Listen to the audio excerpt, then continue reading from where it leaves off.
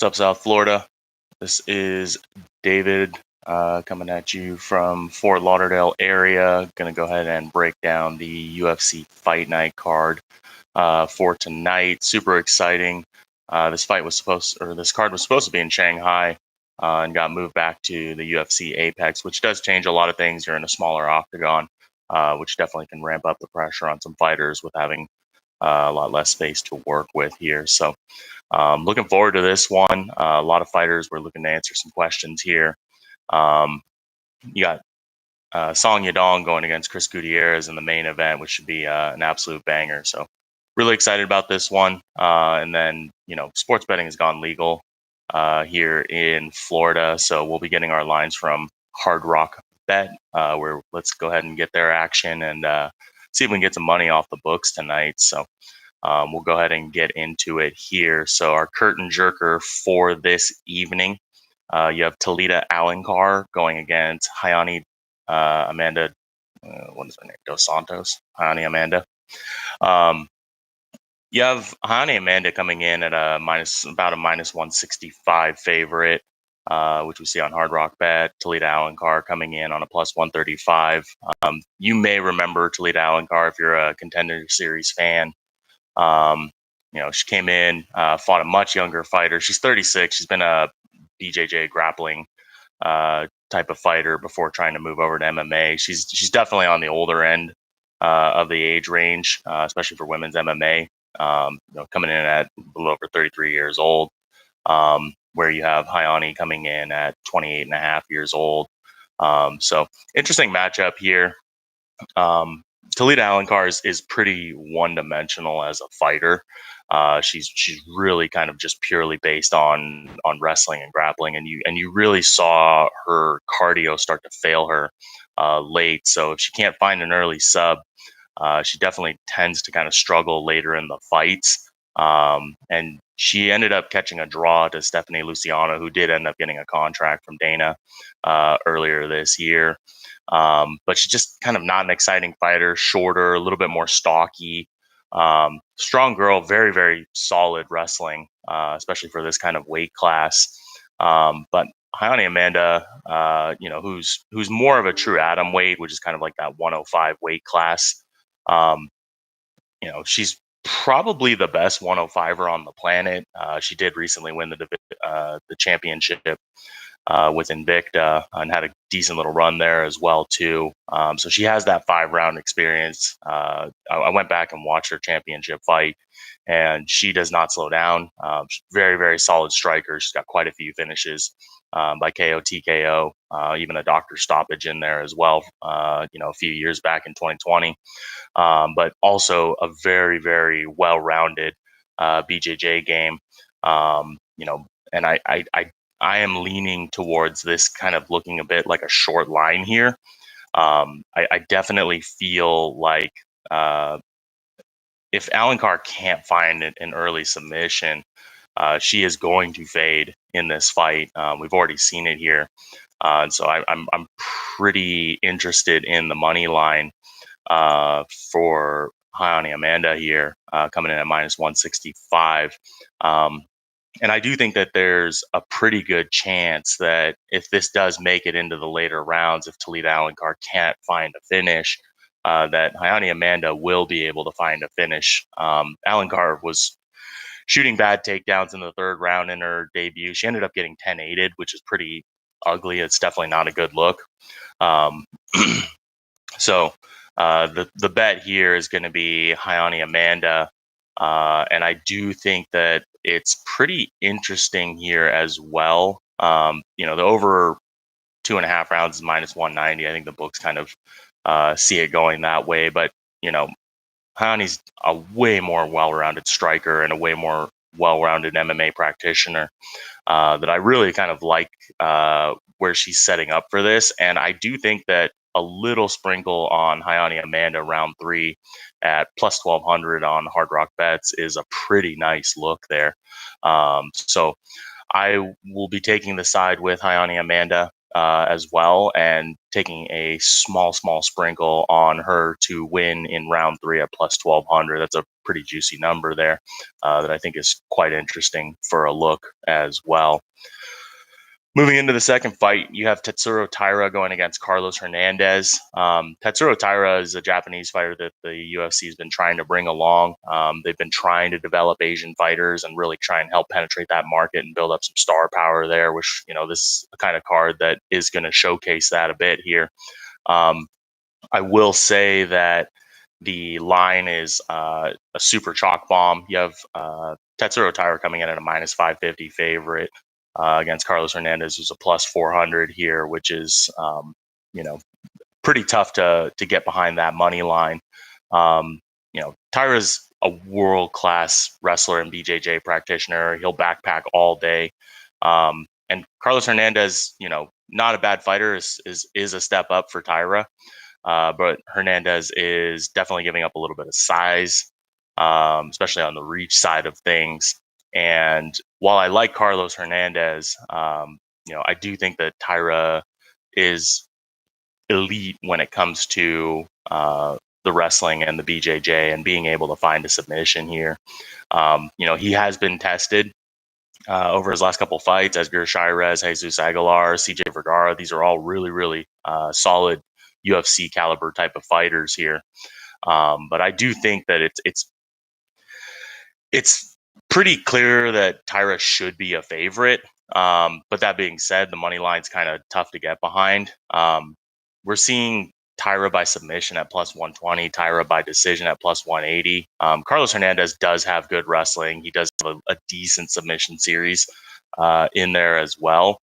But that being said, I think Taira is just better all the way around. And so that being said, I think that Taira going in at sub at plus 120 is kind of the way that the books are leading us here. And I think that that's probably the right side. It is kind of interesting to see a plus 180 on the decision. But I think it's quite likely that Taira is going to be able to find a submission, and you're getting it at plus money. Plus 120 is definitely not bad. So I think that Taira by sub at the plus 120 is the look here. The UFC is bringing them along. They're giving them a very winnable matchup. Is there some risk? Of course. Like, can Hernandez find some top control here? Absolutely. He's older. He's more seasoned. He can definitely crack. And we haven't really seen Taira get tested on the feet too much here. But I do think that the Taira fade eventually is coming. I definitely am looking to fade Taira as he kind of continues to move up here. But this one seems, pretty obvious here that the books I think that they have this one right as well. I am not touching this money line. I would definitely not be parlaying the minus 550 in there either. But I do think that they kind of have this one right. Is there some risk? Of course there is. But it seems pretty obvious to me that taking him by sub is probably the safe way to go here as well. Moving into our third fight, you have a bantamweight fight against Stephanie Egger going against Luana Santos. Santos looked absolutely fantastic last time out. Very, very solid fighter, cute girl too. And you'll get to learn a little bit about why I'm going to be going the opposite way here. But in women's MMA, betting the uglier girl is definitely not the worst idea. She absolutely smoked Juliana Miller with punches very early, about a minute and a half in her fight last time out. And, we've come to find that Juliana Miller is,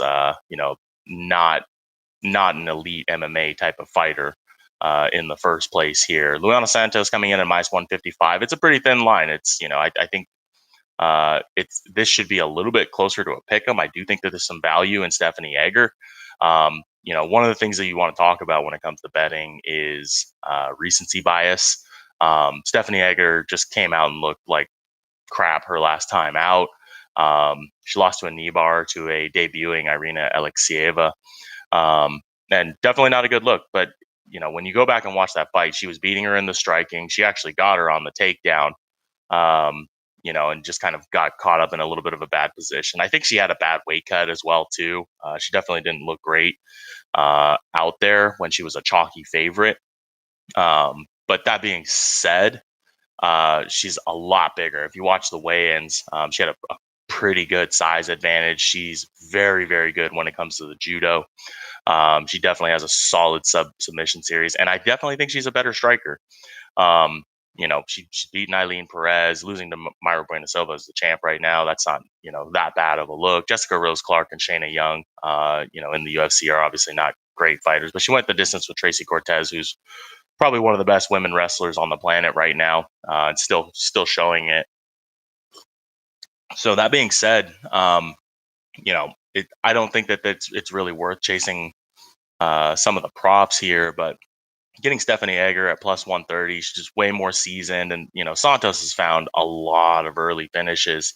Um, it's tough to say if she really does have the type of cardio to be able to go a full 3 rounds with a world-class type of fighter. She did go to the distance in LFA a few times here, but, still pretty green in her career. Young girl, she's only 23 right now. And I do think that this is a fairly good step up.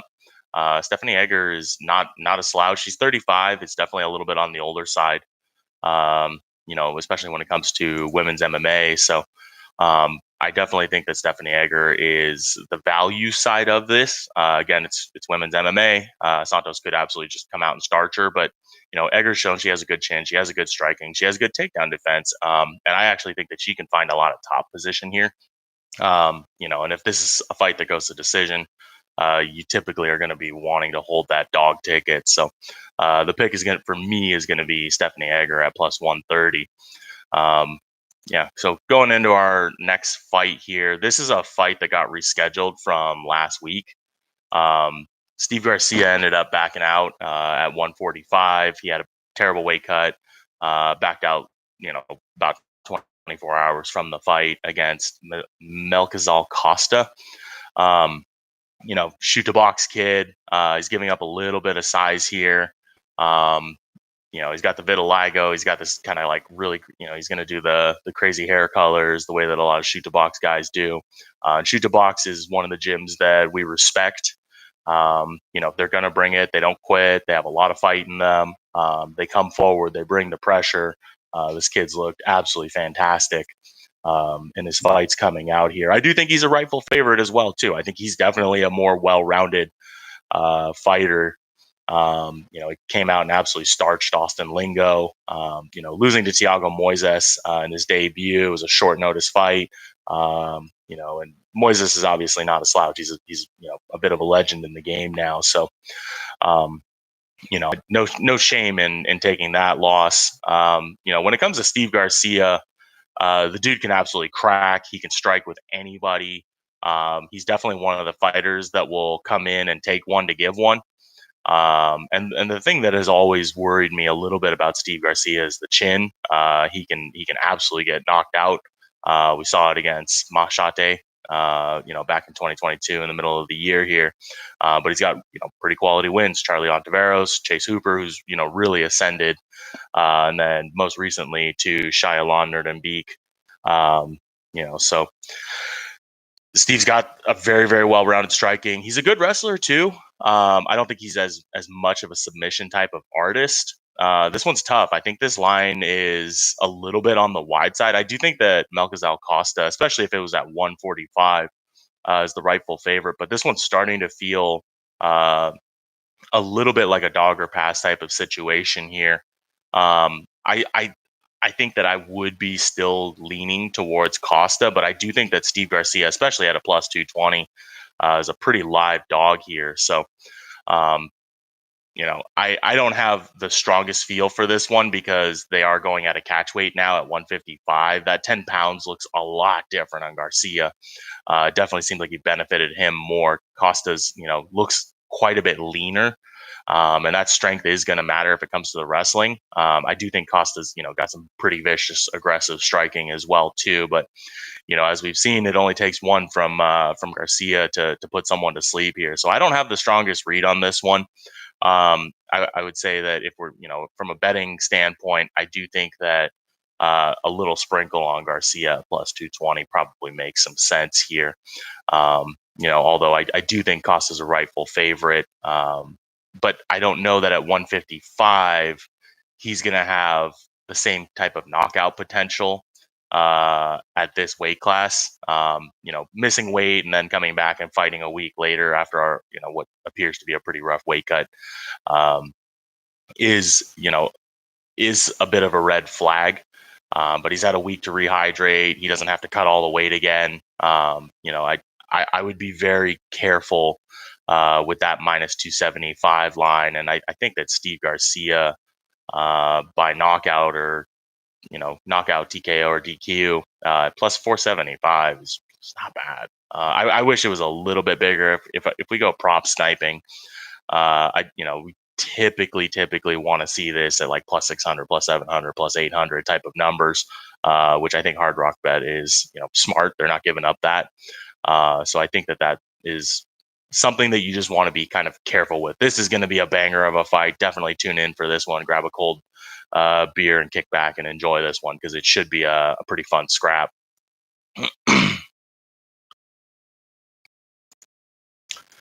So the next fight, you have Shannon Ross coming in. He's an Australian fighter. He's got a well-rounded skill set, but he has shown that he has pretty much a glass chin. Definitely not a Shannon Ross fan. Friends don't let friends bet Shannon Ross. And then you have Hyung Sung Park, who he won the Road to UFC contest. Is basically kind of it's sort of like the Ultimate Fighter for Asia, where they're trying to kind of have a tournament where they identify who the most elite fighters are that are kind of ready to make the step up for the UFC here. That being said, the quality of competition for Hyung Sung Park is not great. He looked pretty damn good on his weigh-ins. Kid is absolutely yoked out of his mind. Shredded everywhere, big strong chin. Is good looking prospect for sure. He's won his last two fights by rear naked choke. Did get a knockout on his first fight in the Road to UFC, and he's pretty much a finisher.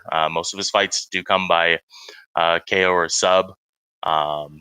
He has never gone to decision. At least not since very early on in his career back in 2018. So, not going to put too much equity into that. I will say though, at these prices, I would be really, really careful because I don't know that the type of fighter that he's going to be seeing in the UFC, even Shannon Ross, is going to be as fragile as a lot of the competition that he's seen so far. And so it's something you really want to be careful with this one. I do think that Shannon Ross, his skill set is there. He's a good wrestler. He's got a good submission series, though he hasn't shown it in the UFC. But the biggest concern, I've been hearing this all over the industry, is Shannon Ross's chin is just, you just breathe on him and he gets knocked out. But I do think that he probably has a better skill set than Hyung Sung Park. I'm having a really hard time with the minus 600 for Hyung Sung Park. I don't think that is a good price for someone who's debuting in the UFC. I do think that Shannon Ross is probably a little closer than a plus 425. I hate Shannon Ross. I can't say that I advise this bet, but to me, like that's a bit of a dogger pass type of spot here. When you kind of look at this, the books have Hyung Sung Park by knockout, TKO, or DQ at plus 115. Hyung Sung Park by decision is plus 600. That might actually be a little interesting. But Hyung Sung Park has the finishing potential, and I could see this playing out as a bit of a club and sub type of play. Like I'm not touching this money line, not even close. But could Hyung Sung Park crack him? And then jump onto a rear naked choke? I think that's probably more likely than an actual KO or DQ. So I think actually the plus 190, now we kind of talked through it a little bit, makes a lot of sense. I would not be taking large risk on this car or on this specific fight. I'd be pretty careful with this because I don't know that we've seen a fully developed type of skill set from the Korean fighter here. All right. So moving into our next fight, you have Kenan Song going against Kevin Jusset. Jusset coming in at a minus 165 favorite. Song is a plus 130. And I do think that that line is about right. Um, Kevin Jusset came out and debuted. He's a French fighter. His last time out, um, and that was at the Adesanya Strickland card. And he won by rear naked choke to Kiefer Crosby, who we kind of found out is a bit of a fraudulent Irish fighter. Um, I do think that this guy can crack. He's got very solid striking. He looked really really intense in his face off. He's 6'2", 75-inch reach at 170 pounds. Like he's a good sized kid. City Kickboxing, obviously a very well respected gym, but I think he got on that card just because he trains with Izzy and he's friends with them, and they were out there in in their hometown. That being said, you got a 6-foot fighter with a 71-inch reach. Song Kanon's giving up a fair bit of size here. And I think, the line at getting him at a plus 125 is not too bad. Came out and pulled off a huge upset against Rolando Bedoya last time out as a pretty sizable dog. Big time parlay killer here. And this is why I always urge, be cautious with your parlays when you're doing UFC. It is inherently one of the most volatile sports out there. So something to just keep in mind, building chalky parlays. The books are not stupid. They want you to do that. And there's always a bit of an apple pie shitter there. So I would be pretty cautious with just blindly throwing some parlays together, as we've seen play out time and again. His two other losses recently was to Ian Machado Gary. Obviously, no shame in that. Ian Machado Gary's rapidly climbing the ranks here, getting ready to make a run at the top 5, and then losing to Max Griffin, got knocked out here. This line is interesting to me. I do like Song Kanon. I think that he's a very very solid striker. He sits down on his punches. He can absolutely crack. But is he as mean, as intense as Kevin Doucette is? Especially who's going to be giving up some size here. I think that this is a really, really interesting fight. I do expect some standing and trading here. Early on, because Kevin Doucette hasn't gone, we haven't seen him really go late into fights too much, especially here in the UFC where, you got an early finish. And, some of his longer fights were in a lot lower level promotions, a lot of the regional scene here. So a bit of a tough spot here. I actually think that Song Kanon is actually worth a little bit of a sprinkle on the dog side here, plus 125, and see if he can actually test Kevin Doucette. I think this is a good step up for Kevin Doucette. He's fairly green in his MMA career here. So the side for me is going to be Song Kanon at plus 125. Moving into our next card, and this one's a tough one for me because I love Jun Young Park, and I've heard a lot of love for him throughout the week in the middleweight division. The Iron Turtle, he looks like it. He's shorter, stockier fighter at 5'10" with a 73-inch reach. He's built like a ship brick house. Going against Andre Sergipano Muniz, who didn't look great his last time out. And this is something that's going to kind of factor into this play a little bit here. So you have Jun Young Park, who's on a 4-fight win streak. Last loss was to Gregory Hobocop Rodriguez back in 2021. Hobocop is a bit of a savage and can just absolutely throw bombs. He's got a great chin, as we've seen. And he's got a lot of quality wins. Beat Marc-Andre Barrio, beat Tefon Nchukwi, Eric Anders. Dennis Tulun sucks, but a win's a win. He got him. He looked like the favorite that he was supposed to be. Got him done in the first round, and then Albert Jurayev, which is that's a pretty quality win there. I like the Iron Turtle. He's tough. He's going to bring it to you. Look great at weigh-ins. Very, very well filled out. And as we take a look at Andre Muniz, um, he didn't look great his last time out. He did struggle with his weight cut. Got pretty dominated by Paul Craig. Who's a pretty pure BJJ and wrestling type of guy who got to show off some striking, which you don't really expect. Muniz is a little bit older. He's coming in at 33. He's been in a lot of fights. But he's 6'1", 78-inch reach. Like, he's got a pretty good size advantage here. I definitely think he can look to control a lot of time in this fight with the wrestling. Um, you know, he is coming on a 2-fight losing streak. The other one to Brendan Allen, who we now see is a very legit contender.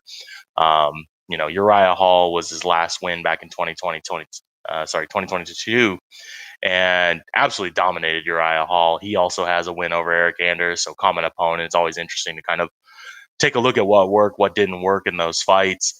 And when we take a look at these lines, you have Jun Young Park coming in at -180, Andre Muniz at +145. That's actually come in a bit.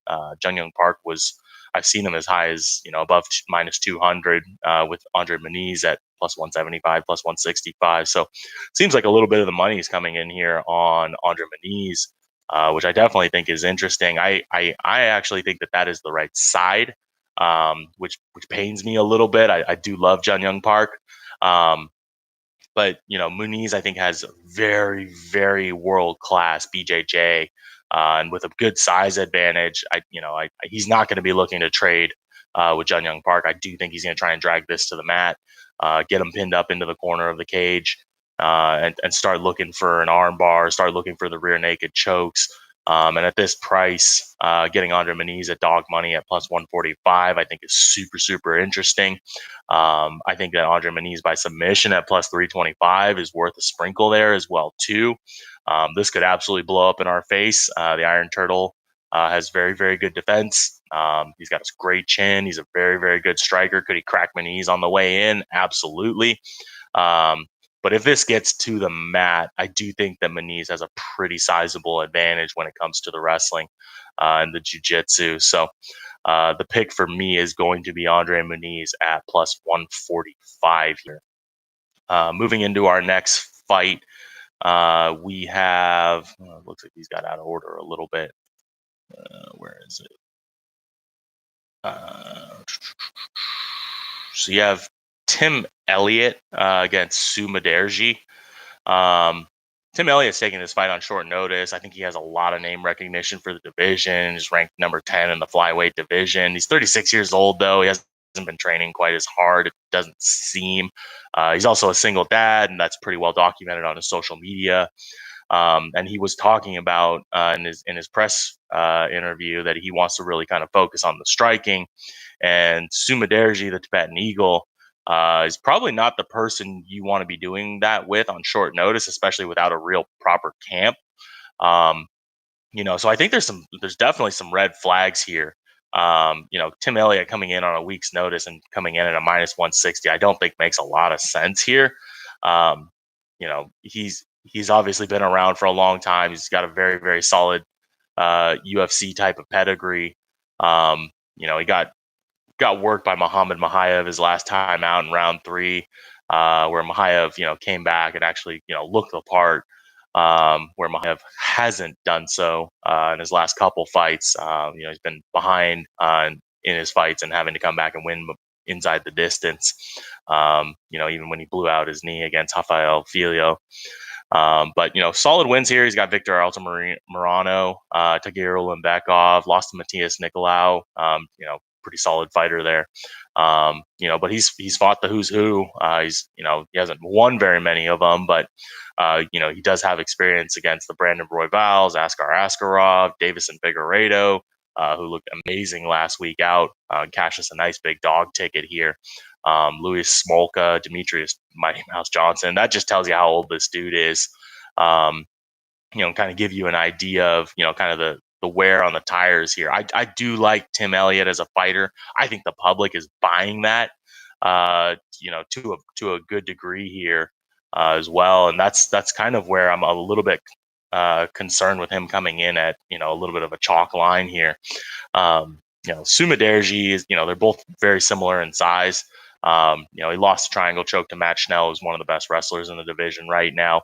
But he's got really quality wins over Zaruk Adashev, Malcolm Gordon, lost to Louis Smolka.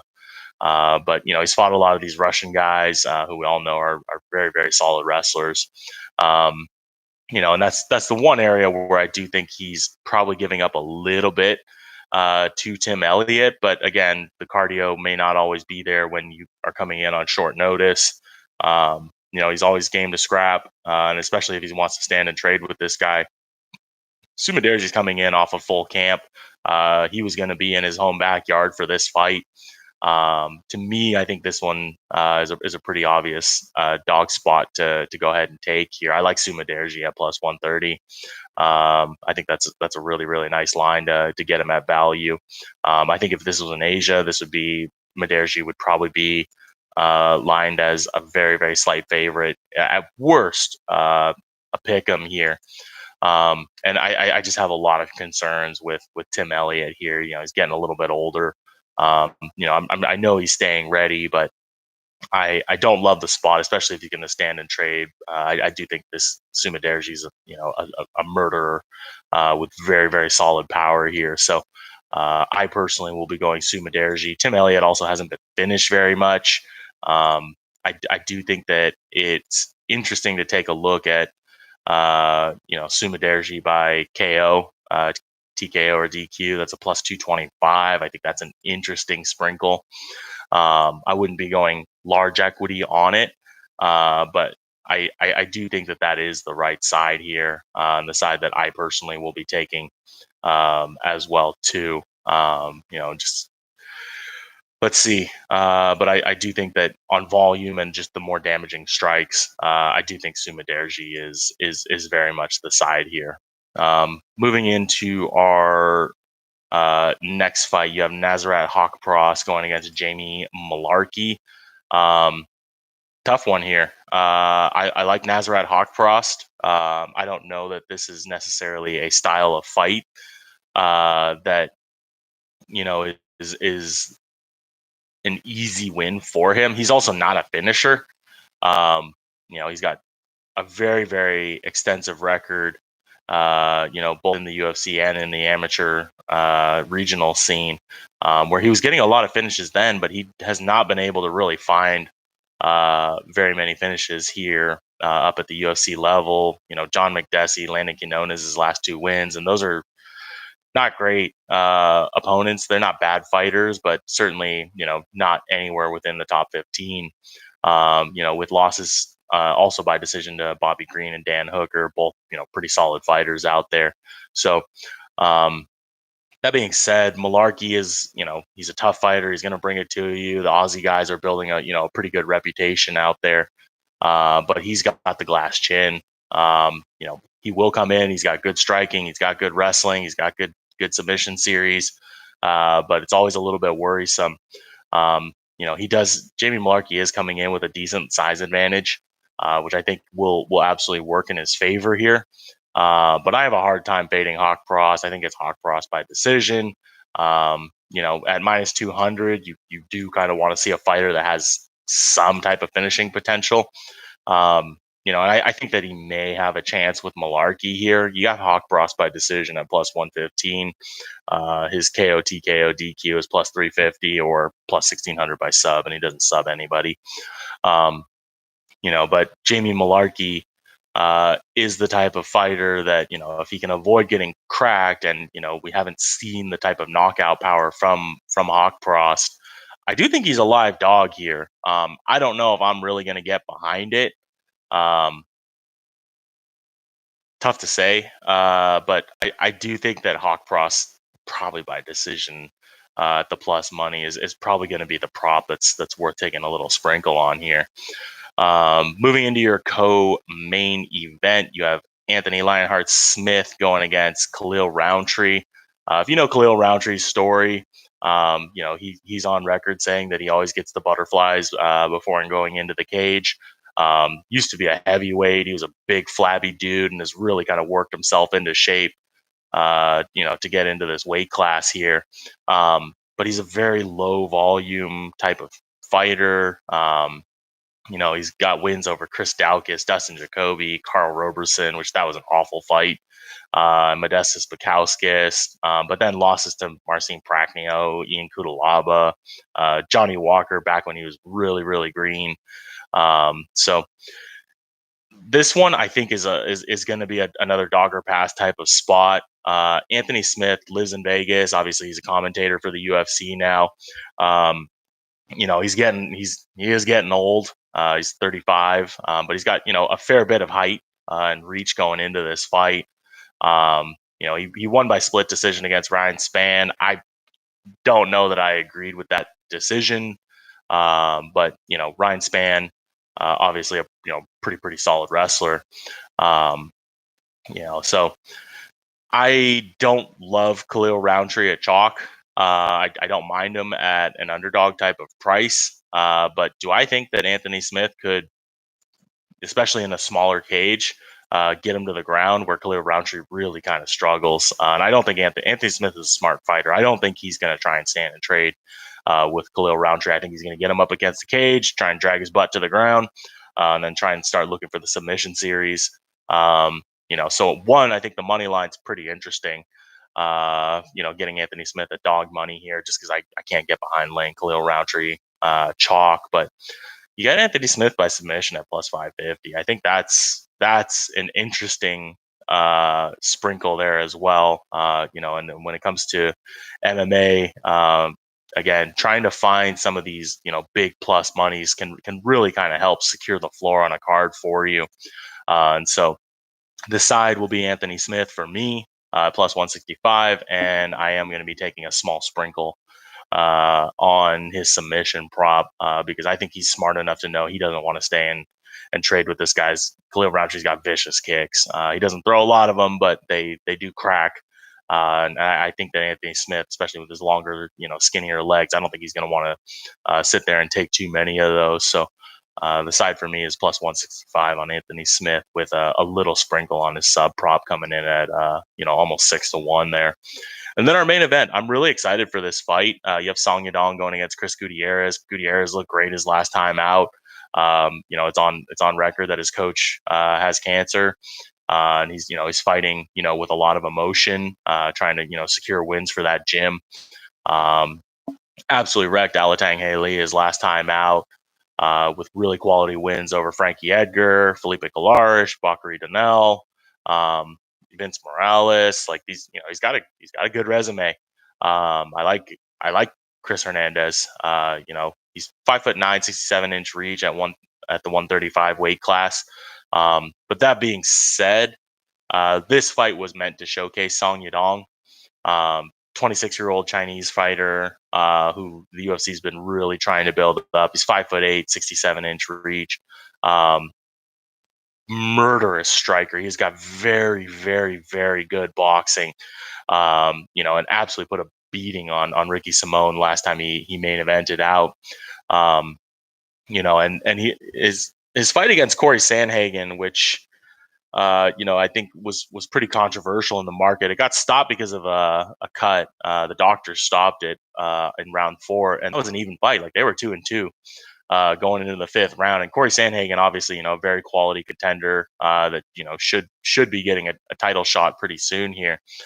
He went toe to toe with him. If it wasn't for the cut, like he was game. He still wanted to fight. He still looked fresh. And was absolutely in. So a little bit of a frustrating stoppage there, but. To me, I think that if you're going to be anchoring parlays, Song Yadong is the guy to do it on here. Chris Gutierrez is very, very tough. He's hard to finish. But I think Song Yadong is just another class when it comes to this fight. And I think that Gutierrez is in a tough spot. Song Yadong has been training at a full camp. He was supposed to be on his home soil for this one. I know he's going to be ready. But we've also seen that Gutierrez doesn't really get finished, although he's never been, in championship 5-round type of fights. And so I love Song Yadong in this spot. I think you anchor all the parlays on him. And then the hedge out's going to be a plus 275 on Gutierrez. I think this line's going to keep steaming too. I think you can see Song Yadong close closer to a 4-1, which I don't love that price. Um, props. I don't think you're getting enough value for it to really be worth it here. Song Yadong by decisions plus 185. Song Yadong by KO, TKO, or DQ plus 135. I don't really find those being there. And Gutierrez is tough, but I also don't think he's seen the caliber of fighter this is. The one interesting an argument that I could make for Chris Gutierrez is, um, he's got very, very, very good leg kicks, and he throws a lot of them. And when you have a fighter like Song Yadong that sits on his shots, and has that more pure type of boxing style, his feet are planted on the ground. That front leg will be there for Gutierrez. Can he chop him down? By like the first 3 rounds, and then really start to put it on him when Song Yadong's mobility gets compromised later on in the fight. I do see that as being a viable path. But to me, I think that Song Yadong is going to put a bit of a masterpiece on Chris Gutierrez's face. I think he's going to beat the shit out of him. So to me, Song Yadong is the anchor for the parlays of the night here. So absolutely love him in this spot. Thank you guys all for tuning in. Let's go ahead and get this money from Hard Rock Bets. Thank you, South Florida. We'll look forward to talking to you guys again soon.